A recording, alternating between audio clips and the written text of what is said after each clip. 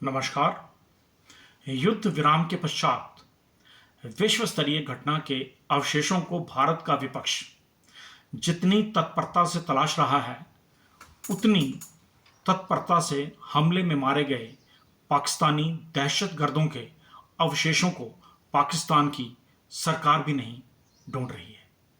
भारतीय सेना के गौरव और अनुशासन पर टिप्पणी करने से बचता हुआ विपक्ष अब एनडीए की सरकार के ऊपर प्रश्न खड़े करने की राजनीति तलाश रहा है।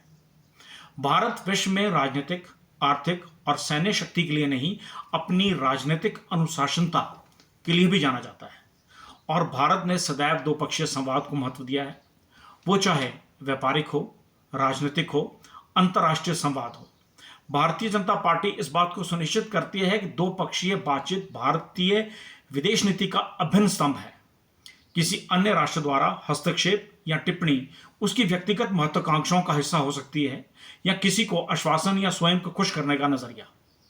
शिमला समझौता दो राष्ट्रों के बीच हुआ है। समझौते का उल्लंघन तो पाकिस्तान भी नहीं कर सकता। यह अलग बात है कि रोने के लिए वो कंधा किसी का भी तला सकता है।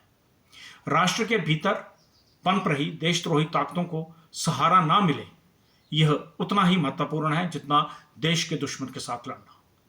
विपक्ष के हृदय में पनप रही राजनीति राष्ट्रभक्ति की सीमाओं को आघात ना करे, ये विपक्ष को भी सुनिश्चित करना होगा। गत दिनों जिस प्रकार एक विशेष समुदाय के लोगों द्वारा पाकिस्तान के पक्ष में टिप्पणियां सोशल मीडिया पर आई हैं, उन्हें तुष्टीकरण का सहारा ना मिले, जिम्मेदार विपक्ष को यह भी सुनिश्चित करना होगा। अति उत्साहित होकर टिप्पणी करना और विवादित होना इमेच्योर पॉलिटिकल एक्ट है। राष्ट्रीय राजनीति नहीं, विरोधियों की भावनाओं को मान्यता देना के समान है।